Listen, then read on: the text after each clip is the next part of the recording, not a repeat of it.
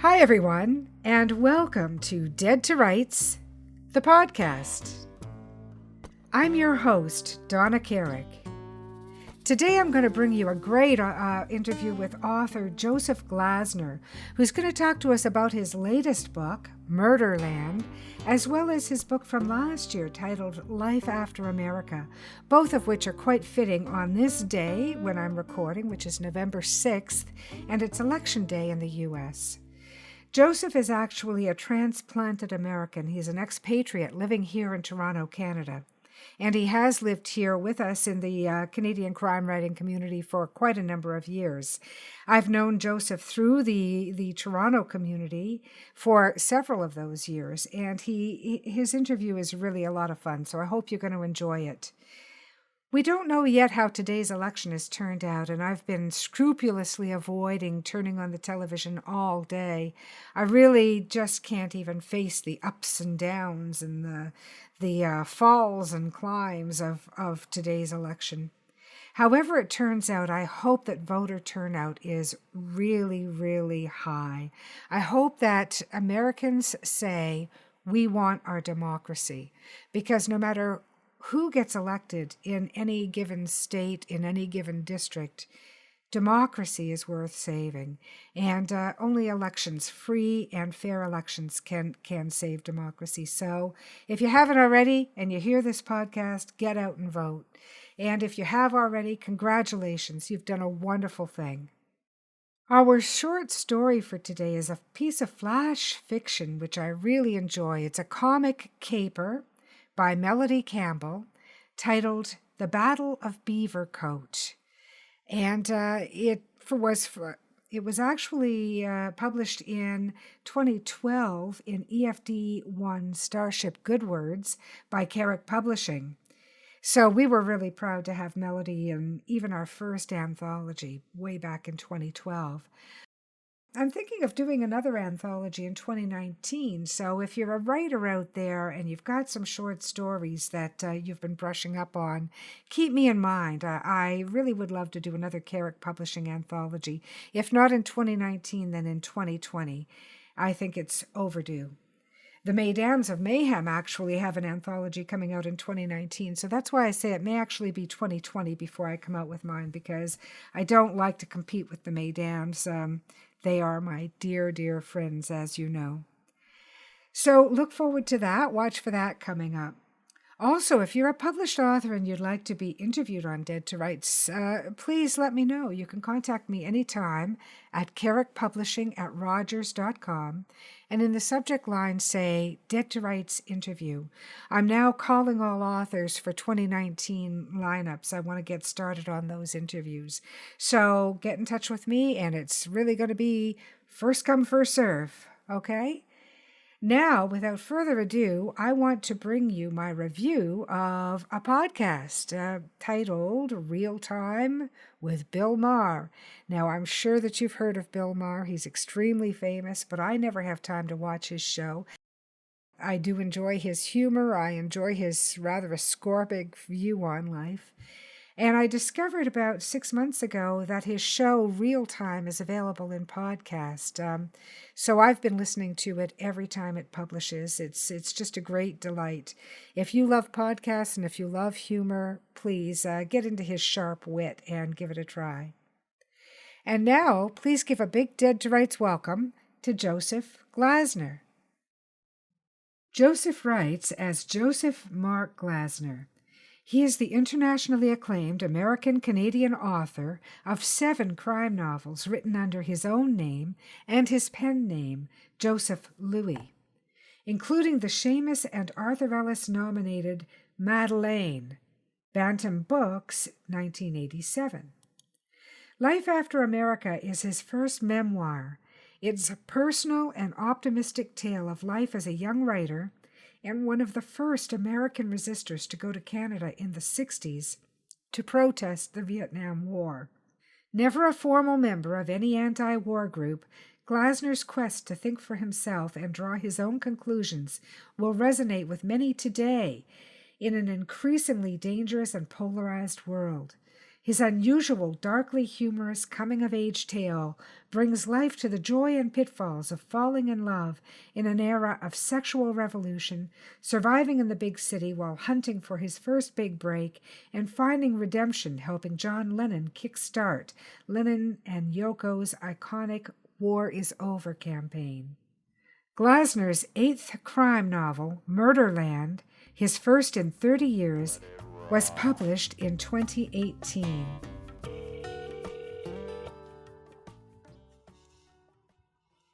Let me guess, Donna. Yes, hi Joseph. How are you? And welcome to Dead to Rights. Hi, Donna. How are you?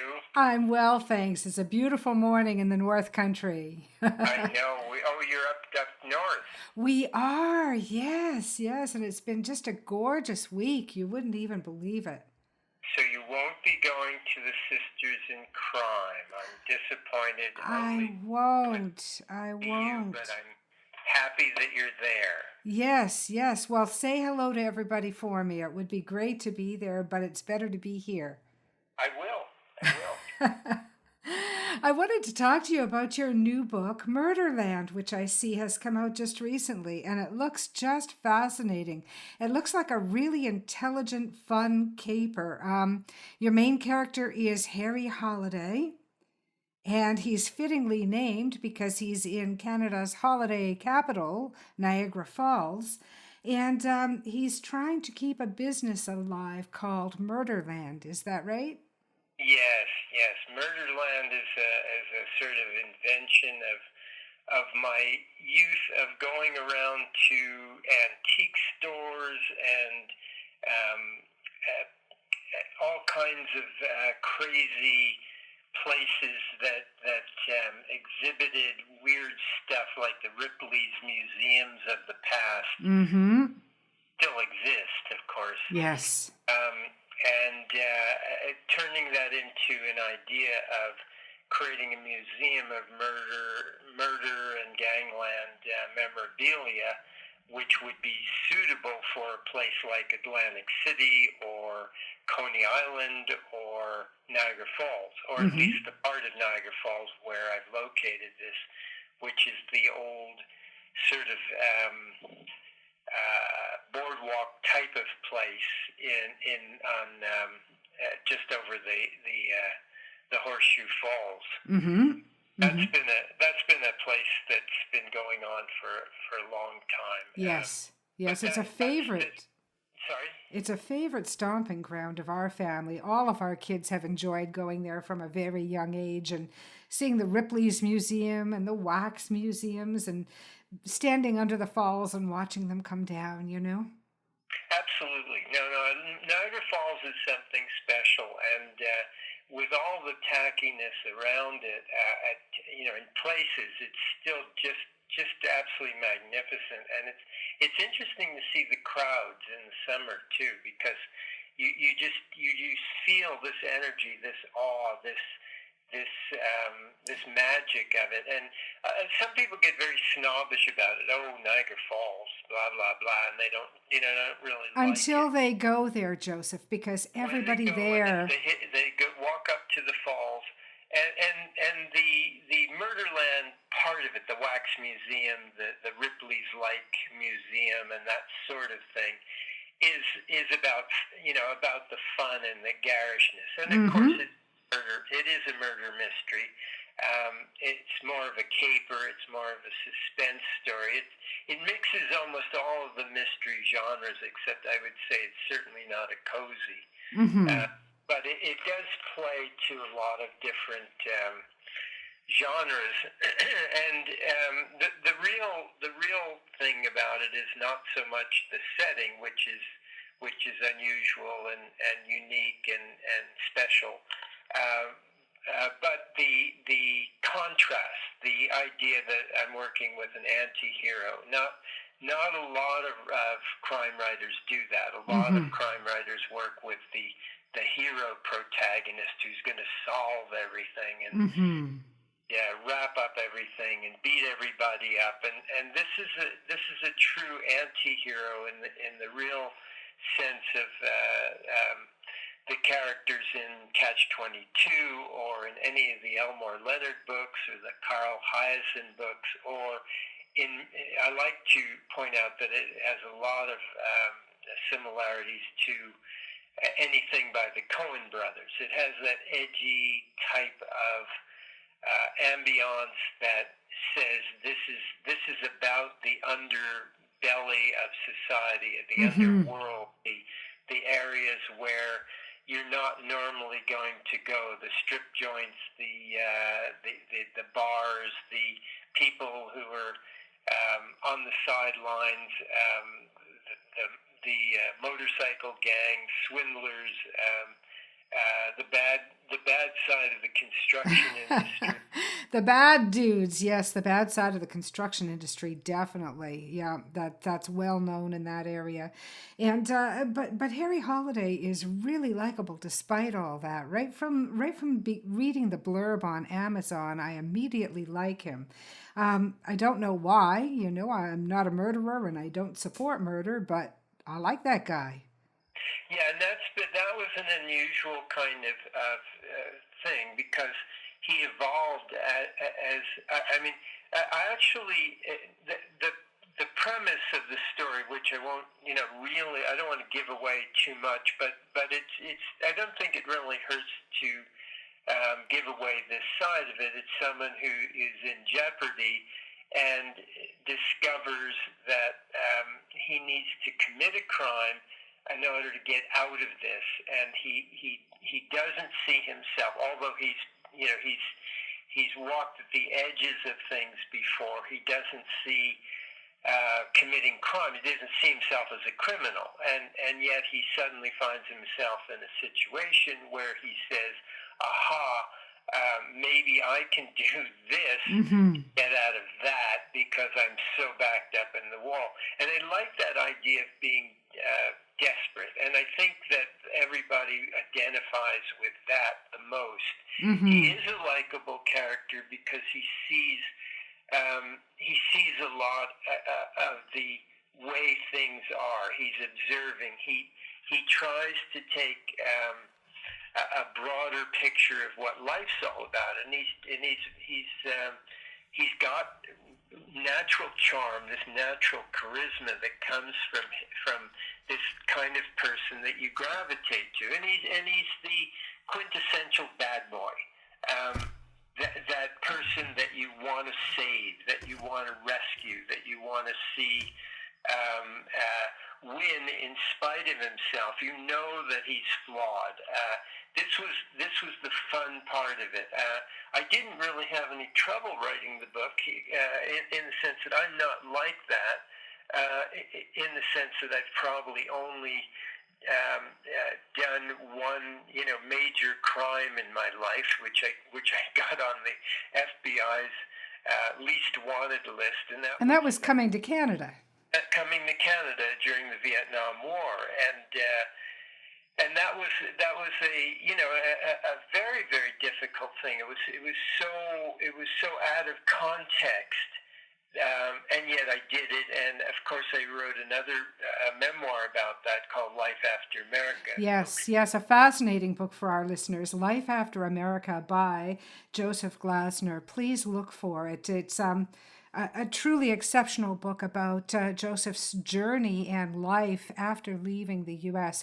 And I'll just interject briefly, Joseph. My ex-husband was a conscientious objector who came to Canada in, I believe, 1969. And when you mentioned about how difficult it was, my heart kind of took a little twist, because I know that my ex-husband suffered terribly from having left his home. He really was never really good with it. And I think that's part of the ambivalence with, or what I was exploring with Harry Holiday, because he confronts himself. Why am I doing this? What am I doing? Am I really, do I have the nerve to commit a crime, to save myself, or to perceive to save myself, or to revenge what I feel has been done to my father. All of those ambivalences are what fascinate me, and there's there's an emotional part of the story that is autobiographical. At the end, of Murderland, to go back to that for a second, in Murderland, I took the opportunity to do something that I thought would be really fun for the reader, which was to write a very long piece at the end about. And usually, you know that little thing, that little piece about the authors. You know, I grew up in and where you live now and that sort of thing. But there were a few items that I picked out of that I really want to ask you about now that you mentioned them. And the first is your mother. And you say that she reinvented herself as a businesswoman and a political entity. And she had originally been, I think it was a seamstress. I love the phrase reinventing herself. In the 1930s, and she had her own business. She was a sketcher and a fashion designer. There's basically three entities in the fashion industry. There's the manufacturer who gets their, you know, like Christian Dior or something like that, or some of the top names. Then there's the designer. Who sort of works under that, and they can be the same person. And there's the sketcher, and the sketcher actually draws up the actual images and looks of that. And she was a designer and a sketcher, so she had both of those jobs at different times. She had a sketching studio. She sketched for different manufacturers. She was a sketcher and sort of junior designer for a very famous designer named Molly Parnas, and then she had her own line under another manufacturer in her last 2 years in the 1930s. So she was one of the few people who had a job all the way through the 1930s, and she had a high school diploma from a commercial girls' school where she was taught commercial design. So she basically worked through the 30s. My father ended up in the glove business. She financed his first companies. He had a coat manufacturing company, and they moved to a smallish city outside of New York at the beginning of World War II, where she basically retired and became a sort of socialite.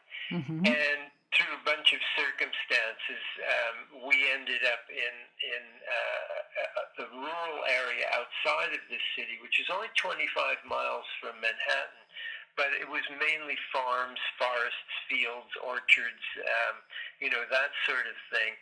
And in that area, she reinvented herself as she was no longer in business. She did work with my father later on when the business was failing because of his health and foreign imports in the glove business, which wiped out, many people don't know this, but it was one of the first businesses that was wiped out when the trade was opened up with South Korea and the other Asian countries in the 1950s, because they were able to manufacture at such a low cost. Before that, the entire glove business in America was all domestic. All the glove manufacturers were in the United States, and 90% of them were in a town in upstate New York called Gloversville. But going back to my mother, she was a very unusual, very interesting character in her own right. Who I've never really come into a person that seemed to have such an eclectic background, and she was an interesting person and could be difficult at times to some people. She evoked a sort of strong emotions from people. People loved her and hated her, where I think my father was universally loved. And that was interesting. But she, between the two of them, they founded a number of things in this small community and rural community in New Jersey, like the Lions Club, the Lions Auxiliary, the United Way. They saved the local Boy Scout troop. They were active in the PTA. They were in the Seniors Club when my mother became a senior. But again, I was lucky to see someone who was multifaceted. I grew up. And I want to interject there because something that I know is even true today, but was far more true in those days, is that in order to be a strong woman, there had to be aspects of you that weren't universally loved. It just goes with the territory of being a strong woman. And it's unfortunate because the exact same aspects in a man are easily accepted, but they're still not in women. And that may have accounted for the duality that you saw in your mother. Oh, absolutely. And the strongness wasn't about, it was just simply that she was the oldest of in an immigrant family, and she had to basically look after her parents and her three younger brothers. So she was, and my father, who was an orphan as well, he was adopted by her when she was about 12. He was 2 years older than her, and I say adopted because they used to call his family the orphans. He had a very old, my grandfather was very, very old when he had children, and his wife, my grandmother, died in the flu epidemic in 1920 at the tail end of that. And so my grandfather, who was almost in his 60s by then, was raising 5 younger children, and my mother basically, was the parent figure to my father. So she just simply, there was never a thing where she, and I think that you see this tenacity in the characters that I write about. They just pick themselves up and keep going. Tenacity is the word, really, isn't it? That's the operating word that I'm looking for. And it was essential to anyone who survived those times. You also talked about your father. You said that he loved Edgar Allan Poe and he hated guns. And he taught you how to act cool under fire. Tell me about that incident. It involved the Boy Scouts. Well, that was a little strange little thing where he came into he recognized, my mother recognized the Boy Scouts when she was quite, I'd say in their 20s, and put my uncle into it. He was a young kid, a big kid. And she didn't want him to get into the gangs, and they were on hard times at that point, the rest of the family, and she was doing okay and basically supporting everybody. And when he was captured during World War II, he attributed his Boy Scout training to his survival during that period. So my mother and father were both into this idea. My father was a ghetto kid. I mean, he was an inner city dropout at 16, and was around the gangs. And you can see from the list of relatives that I had that were involved in the Prohibition era, that it wouldn't have been hard for him to become a bad kid.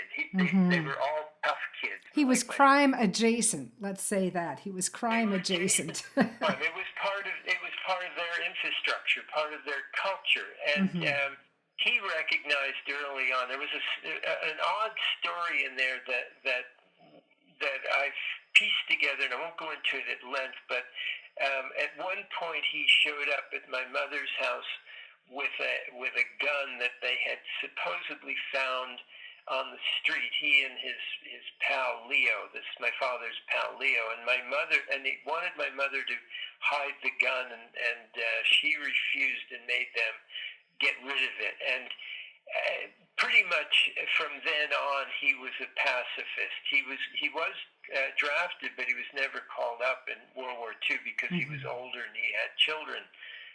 And he was a manufacturer, and he had a war job in an armaments factory, supervising the manufacturing of guns and munitions and stuff. So he was considered vital, but he just thought war was stupid. He thought that the best solution to war was to send all the old men to war. My husband often says that too. Send That all was, the old generals and let's see how it ends up. and he wasn't a rule breaker. He was a very fine businessman. As I said, was co-founder with my mother of the United Way and the Lions Club and all of this sort of thing in this small town. My mother ran for politics, lost one time, won one of her seats, and was always called on by the people. But I think going back to him, one time we were at I was not at this particular Boy Scout thing, but we had a camp in the middle of the woods. It was called Camp 28, not important, but in this rural area. And there were very rich people in this area who built their country estates, sort of like the Gadsby type of thing that you'd see, but very poor people right adjacent to these homes who lived out in the woods in tar paper shacks, some without even plumbing and electricity. I mean, real squatters out in the... And three of the Boy Scouts wandered over to this guy's place one evening, and during one of the local camping trips on a weekend, and I happen to not have been at that camping trip for one reason or another. But what happened was the scoutmaster contacted my father, who was chairman of the Boy Scout committee, that this guy had taken these three kids hostage and gunpoint with shotgun, and there were no local police in the town at the time. There were state police who had to be called in from their offices out, to 30, 40, 50 an hour away kind of thing. So they were called, but my father rushed to the scene, and my mother and I went in the second car right behind him, and we stayed out on the road. And I was about 12 years old when this happened. And I remember, and my father he went in and traded himself for the three kids and let the guy, hold him hostage with a shotgun. And eventually the two state police guys arrived, and they went in, and they all had a big powwow with this guy. And it was one of those things which was typical at that time, where nothing happened. At the end of the day, the scouts agreed that they would never go near this squatter's property again. He was known to the police, for stealing cars and chickens, and he was not a good person. He was a dangerous person.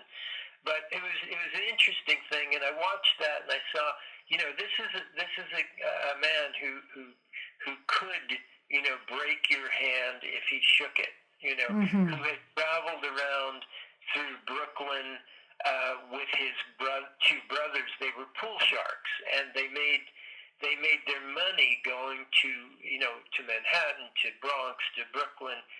They would circulate around, and they would play for money. And they weren't conning people. They were, said, we're good, we'll challenge you, the best guys here for X amount of money. They also worked in my grandfather's tire store, changing tires from the time they were, 8, 9, 10 years old. Very, very strong, short but square, fire plug type of guy. The type of guy that you might have thought of as Harry's grandfather or his father. I was gonna say, I see the connection. I do, with the anti-hero that you've described. First of all, your father having grown up crime adjacent and then becoming, in a sense, a hero by trading himself for the three children, and the whole sort of bad guys who are really just part of society. They're just an accepted part of society, and we can see how the rules get blurred sometimes, and they should, because this is life. And that's it, and I think that at that time, people left their keys in their cars. Yes. I was 11 years old, literally. This is how loose it was. Our parents, meaning all the kids, would drop us off, 8 or 10 or 15 kids at a time. At the side of the road, we'd hike in a half a mile to this campsite and stay there for 2 days, completely unsupervised, with nobody, because we were considered acceptable. We all hitchhiked. We all, did a lot of things where there was just, the parents trusted us. It was safe to do that. There were incidences like I've that. often said, as a female, having grown up, I don't know how I survived my youth. When I think back, at the things that we used to do and take for granted, honestly, I would have very strong words with any of my children if they were living like I lived, Oh no, and like that. I mean, I would take off and roam everywhere. I mean, to hitchhike or go into New York. By the time I was 16, I was going into New York, and if I missed the last bus home, I would stay overnight in the Port Authority or one of the train stations, Penn Station. So I got roused out and went to the next station. And our parents didn't. It wasn't they didn't care. My particular parents were so caught up in their own issues, which are again reflective of what Harry's doing. I wanted to really, in my books, in my other crime books, I do talk about that economic struggle, the struggle to keep your head above water, the struggle to keep a business going, the struggle to and it can't be understated. I mean, it really cannot be understated. It's got to be recognized for what it is, because the economic struggle is the struggle of life. It's the dance of life. More, at least as much as any other struggle. And one of the things that I noticed in being a cross-border person too is the economic disparity in the U.S. is quite different than it is in Canada. I don't know whether you'd agree with this, Joseph, but absolutely, 100%. we have poverty in Canada. We can't gloss over it, and we also have great wealth in Canada, and we shouldn't be glossing over that either. But the disparity between poverty and wealth in the U.S. is something that a lot of Canadians don't really fully grasp, because we don't really ever live with it. It's quite alarming in some areas. Well, it's not only alarming, it's dangerous. And this is what I've tried to. I tend to be a centrist politically, which is why, going back to Life After America, what I was trying to show that there are no simple answers. If you're far right or far left, there are simple answers, and I just don't agree with that. There are simple answers, but they're to the center, wrong question, really. And this is again where if there's a theme, that you see in all of my books, it is this ambivalence, this pull and push between, what you should do, what you can do, what you are going to do, because life is more complicated. There's more ambivalence than we'd like to admit. There's a lot of layers of decisions that have to be made. There is a charming discussion later in Murderland, which there's a couple of them where he talks one time about drawing the lines in the sand and what that means, and trying to discern what your own personal morality is. And this book, this is what it's about in the sense of on a higher scale, and why some people have called it literature rather than just simply a good read or a good caper. It moves up into another level because I really am addressing those issues. I'm addressing the issues of, how do you feel if you're in this situation and these are the circumstances? And I think that type of thing it's not sympathy for the devil or the criminal or whatever. It's what the heck would I do if I was caught between the rock and the hard place? And that's really the essence of what I write about and what I think about and what I deal with. And in some really strange ways, with the draft resisting coming to Canada, that was was sort of a centerpiece, but it was always a centerpiece. It was a centerpiece before that. Was, should I do this? Should I do that? I basically want to lead a moral, decent life, and I've worked a lot in the corporate sector as well, with the establishment, with the phone companies and the banks and the governments of Canada and the CRTC, which is the equivalent of the FCC in Canada. And there's a balance that you need to find. There is a balance. There is. And it's not about, as you say, sympathy for the devil. It's not about justifying crimes. In fact, I really abhor corruption. I really do. On a very deep inner level, I just abhor it. And yet there is a part of me that I learned when I was very young how to surf the gray areas of life and how to withhold judgment where I can, because you don't always have all the keys to understand everything you see and hear.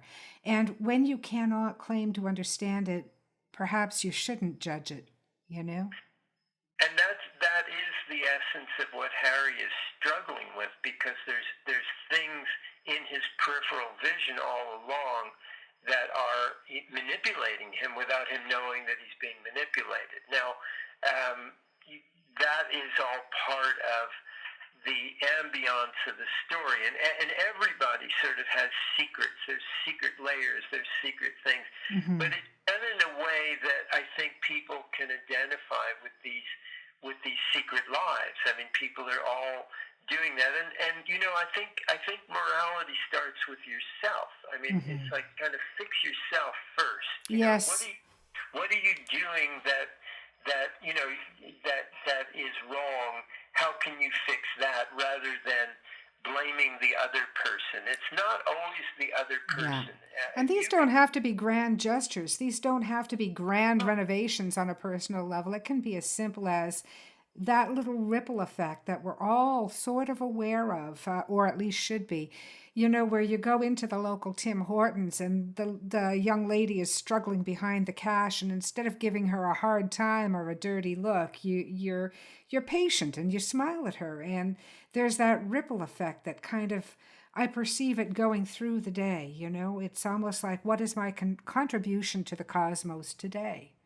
Yes, yeah, and you're recycling, or don't drop that, don't toss that Kleenex on the sidewalk because you don't want to put it in your pocket or something, and wait a couple of steps and put it in a thing. And the morality is tricky, and I think there is a discussion throughout both of my books, my most recent books, and all the way back, trying to figure out all of those things. I don't see money as the root of all evil. I see money as simply a storage of productivity.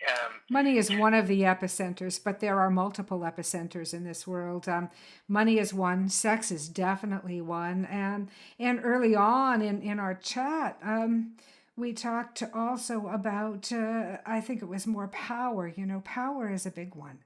The lust power is so much there. Yeah. It's one of the three riches, and in my opinion, the three riches are actual wealth, then beauty and physical health, and then power, and the charisma that some people have is a power. You see this. There's people that my dad had what I call A-type charisma, where people gravitated to him. People would follow him without being asked.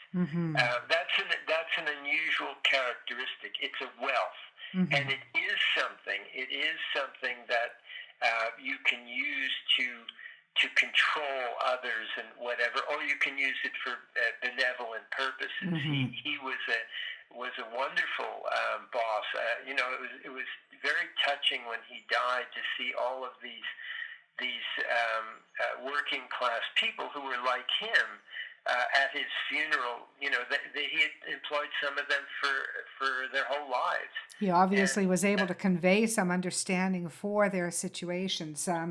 And people love that. They love to know that you understand me on some level, or I understand you on some level. People are so addicted to that because we all need to be seen, especially in this crazy, busy world that we live in, where nobody has an ounce of attention for anyone else. And when you feel that connection between individuals, it is gold.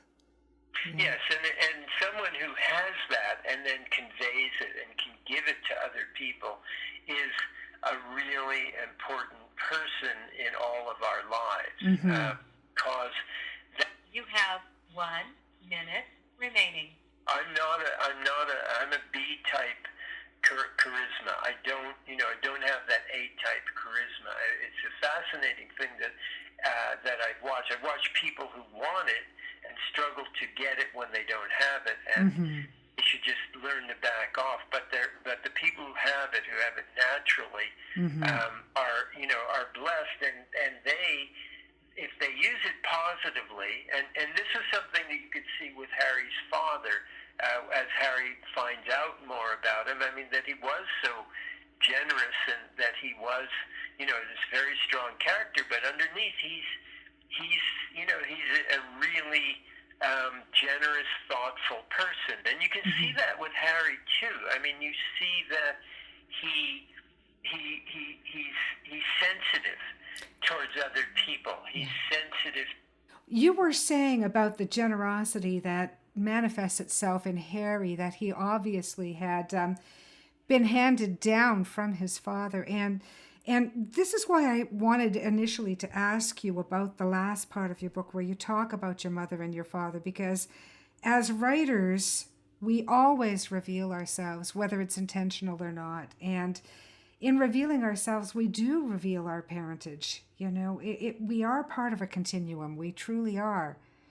Well, I feel that all writing is autobiographical in some sense. Yes. And even if it's counter to who you are, it's autobiographical because you're trying to, I don't want to say deny, but you're trying run to away. You're running away from that truth. Yes. That essentially, that's why I put that in. I thought it would be really interesting for the readers to see how I'm connected to this story.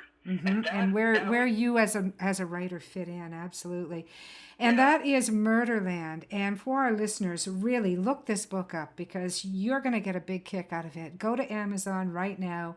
Look for Murderland by Joseph Glazner. And Joseph, stay on the line with me for a moment. And I want to thank you for joining us today on Dead to Rights. Thanks very much. I really appreciate your time. I want to thank Joseph Glazner for joining us today on Dead to Rights, the podcast.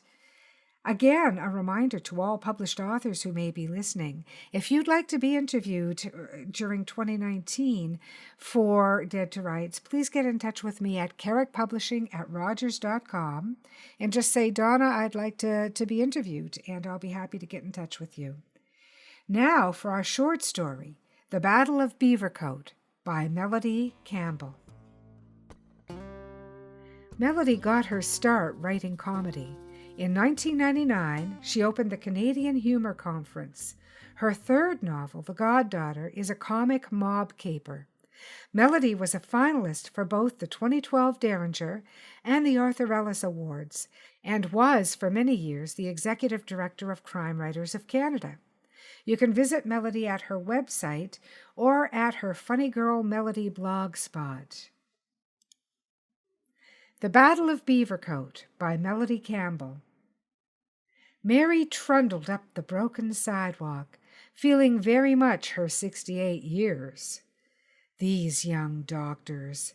Stout, he had called her, and she only 160 pounds. Well, 180 on the doctor's scales, but everyone knew there was something wrong with them. In old Dr. Briscoe's day, they would have said healthy. Instead, today, this one said, "Lose 20 pounds. Cut out butter and sweets for a start. You're not getting any younger, you know. Time to watch out for cholesterol and diabetes." It was all too miserable. And here she had been so looking forward to her afternoon tea with cookies and tarts. She deserved it, too, after such a tiring day. Maybe if she did without 2 lumps of sugar in her tea. Mary walked wearily, defeated by the November wind and the doctor's icy voice. The 5 wooden steps from her door seemed suddenly higher and formidable. The house was old, older than she was. A distant relative had built it before the American War. It had seen the turn of 2 centuries, and it was past its prime. The roof line sagged on 2 sides, and the stone foundation was crumbling. Yet it was a good house, stoic and proud, still ready to do its duty, not ready to say goodbye. Mary dragged each sensibly clad foot up, 1 step at a time, waiting for the right foot to meet its mate before lifting the left one still higher. At the top of the landing, she reached for the screen door, balanced it against her back, opened her vinyl organizer bag, and struggled to locate keys. 10 years ago, Len would have unlocked the front door while she stood patiently by, waiting for it and the screen to be held open for her. But those days were gone, and so was Len. Mary opened her own doors now. Sometimes they seemed uncommonly heavy. Not today, though. Today the door swung inward before she had the key in the lock. Hello? Surely not. She couldn't have. She pushed the door further in and poked her head around the corner. Muddy tracks led from the welcome mat, down the hall, to the back kitchen. Hello? Is anyone there? Mary shuffled cautiously in the vestibule, clutching her purse in front of her. For a brief moment she wondered if she had stepped through the looking-glass instead. The hallway was suddenly a bewildering place. Remnants of a particularly violent tea party littered the floor. 2 sterling silver teaspoons and a broken teacup lay across the entry to the parlor. A china rabbit had mysteriously leaped from her collection in the front window to commit suicide on the 2nd stair. Somewhere, drawers were opening and closing of their own accord. Upstairs, it sounds like the Mad Hatter was jumping on the bed. A flurry of activity in the next room left her blinking away, Cheshire cats and staring at an all-too-human male. "What are you doing?" she squeaked. A young man streaked by her, barely a blur in the hallway, grabbed the handbag from her trembling fingers and bounded out of the house. Mary fell back against the wall, faint with confusion. "Help!" It came out a feeble bird chirp. Oh, this was dreadful. Her purse gone. Robbers everywhere stealing her things. Where was Sergeant Tompkin? Who would help? She shuddered and tried to focus on producing a really good scream. Another man was running down the stairs, 2 at a time, with something bulky in his arms, brown and bulging. Mary stared at the familiar bundle bouncing toward her almost unnaturally. Her beaver coat! Hers! Dark brown shirred beaver, for which she had scrimped and saved for years and years, working at the bank, only to find out later from her niece in biophysics that it wasn't politically correct or even nice to wear dead animal skins. Only now they say it is all right again, because fur is a renewable resource and provides the native culture. And now this skinny boy, this punk with greasy hair and bloodshot eyes, and who knew what venereal diseases, was going to run out the door with her coat. This was too much. "Not my beaver!" she screamed and launched herself at the intruder. The boy yelped and tried to shield his face from the clawing hands, but he was no match for her. Oh no, a skinny kid from the street was no match for someone whose ancestors had come over on the Mayflower. Well, maybe not the Mayflower exactly, but soon after it, and they had fought the Indians. Pioneers they were, not to mention United Empire Loyalists, and the Boer War, the United Church, and Baden-Powell, and the whole Girl Guide movement, which she herself had been involved in all her life. Ha! No mere punk of a boy could expect to deal with that. With an animal scream, she wrenched the massive coat out of his arms and stumbled back against the wall. Indian yells continued to screech from behind a flailing curtain of soft brown fur. The wooden screen door banged shut. Running feet echoed on the wooden steps, hit the grass, and faded abruptly. Back in the front hall, Mary sat in a heap, hugging the beaver coat with all her might. "Well," she said, pushing herself up from the plank floor. Her tweed skirt had ridden up rather badly. She smoothed it down with one hand. Next, she held up the coat to check for damage. One rip across the top of the shoulder continued down the length of the armhole. Nothing that couldn't be mended. She clucked with satisfaction. Then Mary did what any good woman whose ancestors had come over on the Mayflower, or at least shortly after it, would do. She put on her beaver coat, first one arm, then the next, and, with battle-worn, torn shoulder flapping like a flag in the breeze, marched briskly down to police headquarters to report the break-in to Sergeant Tompkin. The end. And that has been The Battle of Beavercoat by Melody Campbell. I always enjoy Melody's capers so much. They give me a chuckle, and I hope that you've enjoyed it as well. My thanks go out to both Joseph Glazner and Melody Campbell for sharing in the fun today. Do you have a question for any of our featured authors regarding the book business? Do you have a theme or a topic you'd like us to discuss? I'd love to hear from readers and writers alike. You can touch base with me at deadtorights.ca, on Facebook under Dead to Rights, or on Twitter at Dead to Rights Pod. Of course, you can always reach out to me, Donna Carrick, on Facebook, under my personal page or as Carrick Publishing. We're also tweetable at Donna_Carrick, at Alex_Carrick, or at Carrick Pub. If you have any questions at all related to the book industry for any of our authors, don't hesitate to reach out through the online forums. Be sure to join us next week when we'll be speaking with poetess Helen Burke, and I'm really looking forward to bringing you her work and an interview with her as well on our November 11th Remembrance Day episode. All music, including the theme song Eyes of Gold, has been brought to you by Ted Carrick, composer and performer. Thanks for joining us. See you next week.